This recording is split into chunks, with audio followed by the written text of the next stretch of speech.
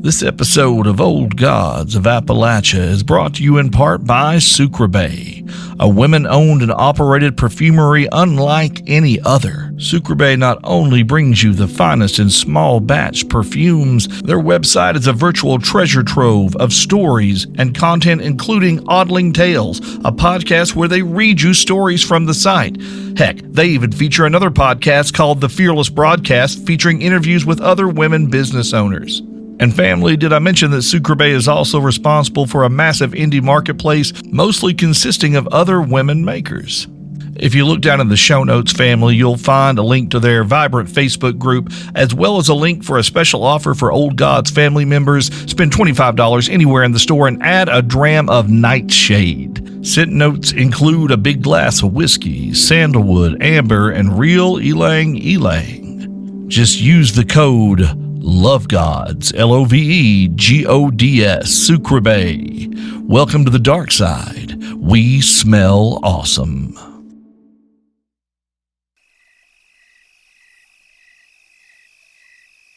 Old Gods of Appalachia is a horror anthology podcast, and therefore may contain material not suitable for all audiences. So listener discretion is advised.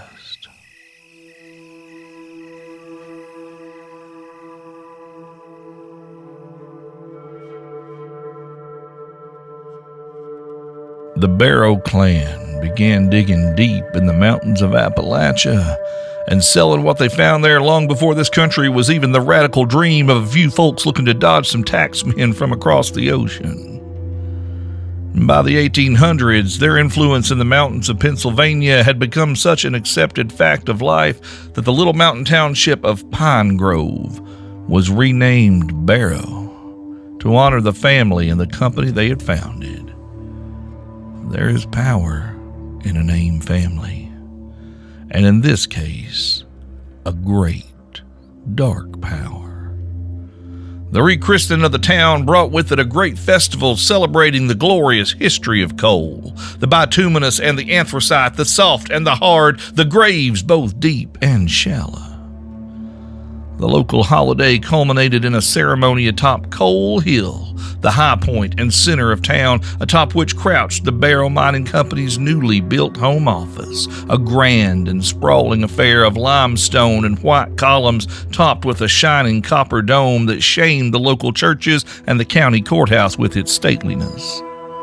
Well, after a marching band played and paychecks were handed out early, the patriarch of the Barrow family, one Elias Pontius Barrow, known to most folks as simply EP, flanked by his adult children, delivered a speech on the front steps of that grand new building wherein he unveiled the new town sign, which featured the family name and the date carved deep into its stone face.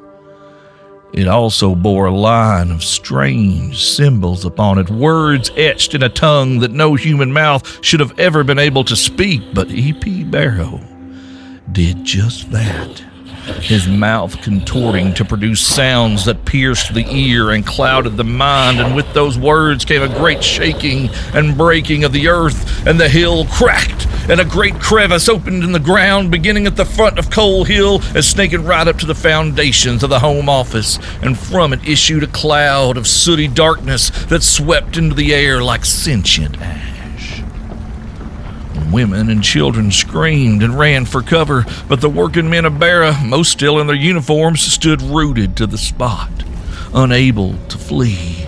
As the townfolk of the newly baptized Barrow, Pennsylvania, breathed in the black dust that blew forth from that breach that had opened beneath their feet, E.P. Barrow walked calmly up the steps of his new office, stepped inside, and proceeded down to the cellar, where the shiny new marble floor had split wide. His two eldest sons, Conrad and Benuel, followed in his wake. Without another word, E.P. took off his coat and his hat and lay down, still breathing, in a coffin carved from a cold ebony wood. The box was etched inside and out in the alien script that adorned the new town sign, the same fell tongue that had cracked the earth, which still groaned and trembled beneath the foundations, and with a nod to his boys, EP was sealed up and lowered into the widening crack of the breach as the ground trembled and shook. And when the chains lowering the coffin were pulled taut, and he could be lowered no further, and it seemed like the whole damn hill was going to fold into itself, Conrad turned to Benuel, and without so much as a hurried breath, slashed his younger sibling's throat with a hunting knife. Conrad tossed his bleeding brother after their father's casket into the roaring darkness, and silence fell across the town. In the gathering dusk on Coal Hill, the employees of the Barrow Mining Company were still gathered, rooted in the place where they had listened to EP's address. Their mouths hung slack, and their eyes stretched wide, cast skyward, a light the color of rotten plums blossoming in those dilated black portals. The dust or soot whatever it was that had issued from the breach swept through the unresistant crowd like a swarm of locusts, moving through each body in turn to consume blood and soft tissue and carve out the living soul that resided in each, creating empty vessels for the Barrow family to work its will upon the world, and leaving them as hollow can be. And with its capital thus established, the Barrow Mining Company set its sights on expansion.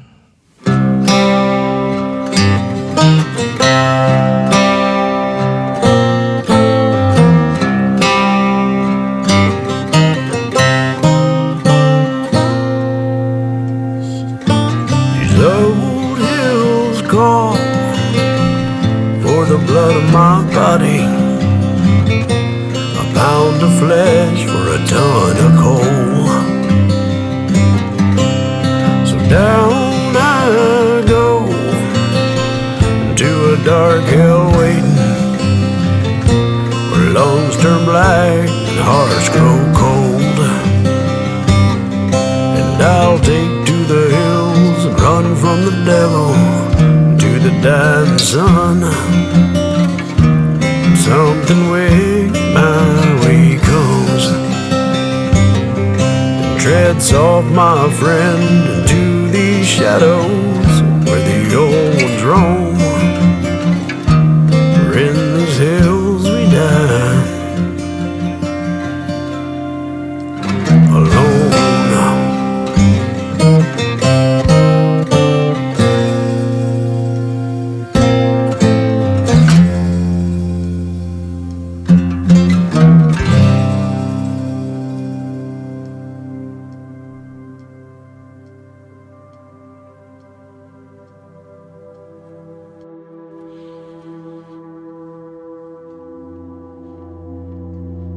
Throughout the 1800s, Barrow operations spread throughout the hills and hollers of Appalachia like a blight, absorbing smaller mines and acquiring adjacent land from the people who'd settled there by whatever means proved necessary, and for some families it didn't take much, truth to tell. Frontier life was hard, breaking the backs and hearts of a goodly number of folks who pushed west in search of a place they could put down roots and call their own. Flash a little coin their way, enough say to let them return to the more established cities back east, and they were more than happy to cede their claim to a land that had never wanted them here in the first place. Others, though, others had managed to carve out a home for themselves in this unforgiving land, settling into the mountains like a hand into a glove, and those would require a different approach. The approach in question often involved a visit from a special representative of the Barrow Mining Company, someone with the requisite skills to clarify for the more intransigent residents why accepting the Barrows' offer was in fact in the best interest of them, their families, and quite possibly everyone they knew. And if the landowners proved more resistant than usual, a member of the Barrow family might need to pay a personal call. Now, for decades, this duty fell to E.P.'s younger son, Benuel. A visit from a dead man making quite the impression on most folks who suddenly found they might be willing to reconsider the Barrow's generous offer after all. Over the years, however, Benuel started to be more of a problem, becoming less predictable, harder to control. He might be sent to a tiny coal camp in some misbegotten holler in West Virginia, tasked with ridding the Barrows of a meddlesome tax assessor, and end up laying waste to the entire town. It's a common thing with haints who have overstayed their welcome on this mortal plane, you see, clinging to a life that has long since ceased to be theirs to claim. Their behavior becomes more erratic and dangerous, and while E.P. had no concern for the collateral damage his younger boy might do to the communities where he was sent, Benuel's disobedience was becoming a problem. Replacing a town's entire labor force was costly and inefficient. Benuel was fast becoming a liability in the field, and Conrad had the whole of the Barrow clan's business interests to attend to on his father's behalf, and thus E.P. turned his eye to the concept of producing another heir. The process of expanding the Barrow family was lengthy and was delicate work. See, Conrad and Benuel were not E.P.'s only progeny, no. They were simply his only children fit to represent the public face of Barrow Mining Company, the only ones who could pass relatively unnoticed amongst its human workforce. Yet something had to be done, and so E.P. instructed his sons to add more links to the great iron chain that suspended the black box that had been prepared for him. And they lowered him even further into the earth, deep beneath the grand home office he had constructed. Conrad barred the door that led to the building so that none might disturb him, and dismissed the staff for several months so none could carry the tales of the sounds that echoed up from beneath the family's headquarters. The foundations trembled. The air inside that place grew unaccountably cold, far colder than the snow that fell on the mountains around Coal Hill. Dread voices echoed up from the places below in a language that even Conrad and Benuel could not understand, and E.P.'s sons quaked with fear. And then, on a bleak night in the heart of winter, beneath a moonless, empty sky, the heavy chains rattled and clanked again as E.P.'s box emerged from the depths. And unto him was born a daughter. Polly Barrow was everything the Barrow patriarch could have desired in his progeny. Brilliant, beautiful, and strong. Oh, so strong. Her particular talents began to manifest at the tender age of 3, when a well-meaning nanny clasped the hand of the fussy toddler who wanted to stay outside and chase lightning bugs around the family's sprawling country estate rather than come inside for dinner. The young woman had only meant to draw the little girl alongside her into the house, but Polly responded with force, her tiny hand morphing suddenly into a huge gauntlet armored with plates of bone, and little Polly had simply crushed the bones of the nanny's hand. And then her mutant paw returned to its normal dimension, slipped free of her pulpy grasp, and returned to trailing her new glowing friends around the manicured lawn. E.P. could not have been more proud. His daughter's strength was matched only by her relentlessness in pursuit of her aims, and E.P. set about honing her into a weapon that could be used deftly in any number of situations, depending on his need.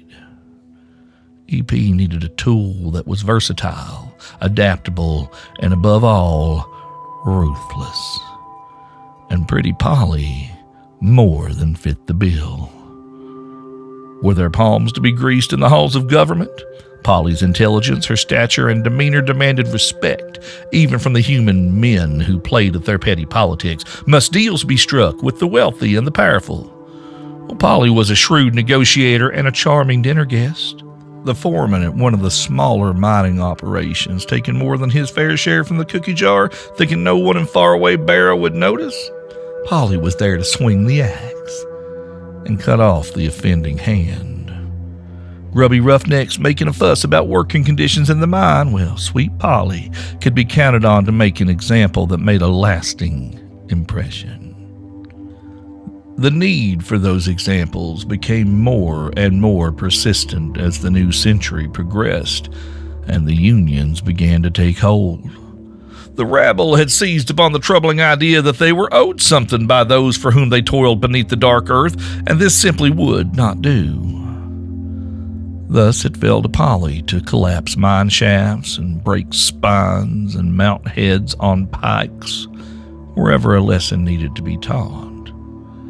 It was becoming a rather annoying waste of her time, particularly as the workers grew more agitated with the hardships visited upon them by the previous year's stock market crash. It seemed, however, that her father had devised a plan to put the cattle firmly in their places once and for all.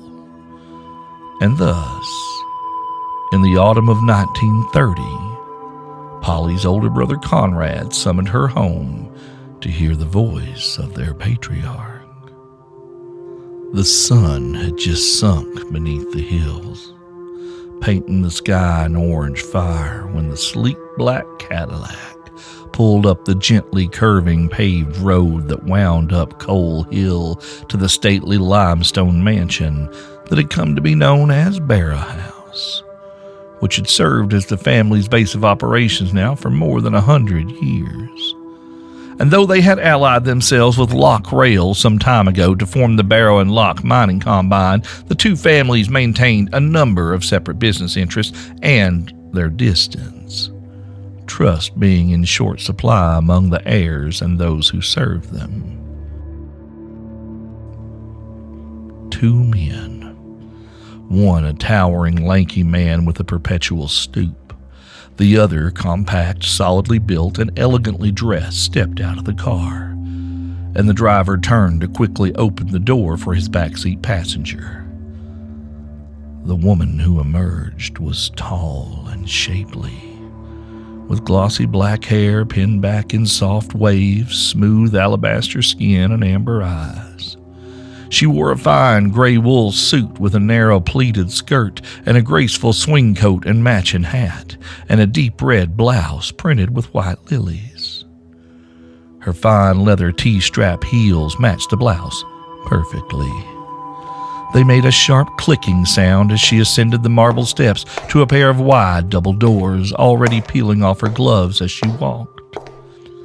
The doors swung open as her foot struck the top step, held wide for her by a pair of nervous-looking clerks who kept their eyes on their toes as they mumbled, "Evening, Miss Barrow." Polly Barrow removed her hat and handed it to the nearest of the two, while the tall man who had driven the car stepped forward to take her coat. Coat and gloves were also deposited with the clerk. "Mr. Crane, Mr. Churchman, with me, please."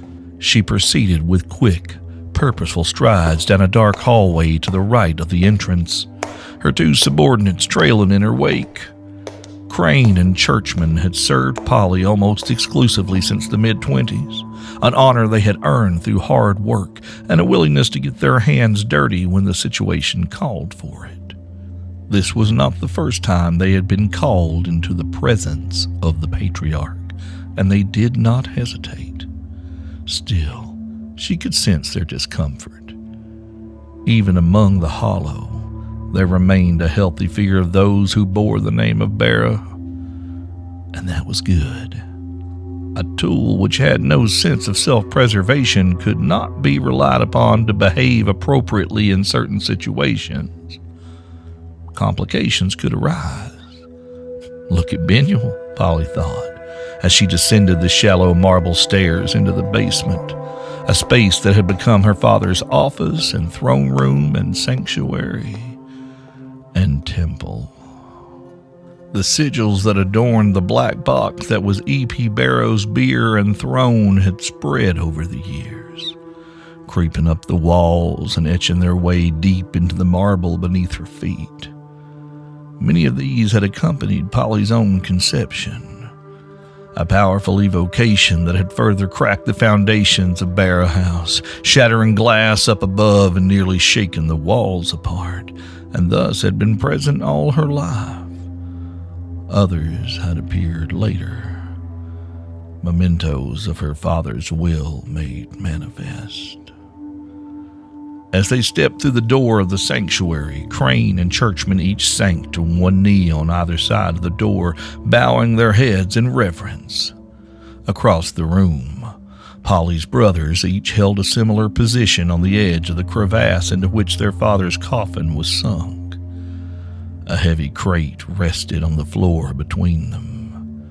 It was hewn from the same night-black wood as their father's coffin, carved with runes that the eye couldn't quite settle on, and curiously featured a number of holes cut into the sides along its top edges.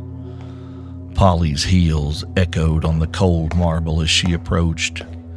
She did not kneel as her brothers did, though she inclined her head respectfully as she greeted their father. Evening, Daddy. Boys. Conrad and Binuel glared at her over their shoulders. Relations between the Barrow siblings had never been particularly warm, and E.P.'s obvious preference for the child he spoke of as his greatest creation had not improved matters. Duty was duty, however, and Polly's eldest brother, Conrad, was nothing if not an obedient soldier in E.P. Barrow's service. He inclined his head to his younger sister in greeting as he spoke.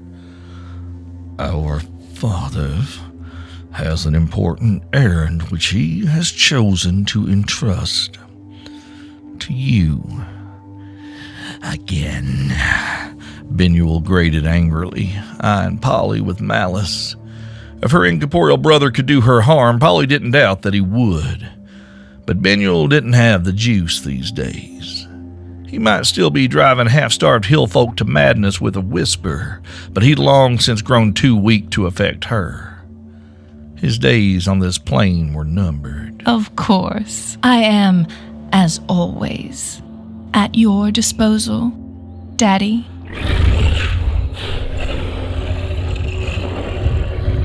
E.P.'s voice echoed from the depths, harsh and resonant, as his children flinched, snapping to attention. Yes, Daddy. "Yes, sir." Yes, Daddy. Yes, of course. I understand.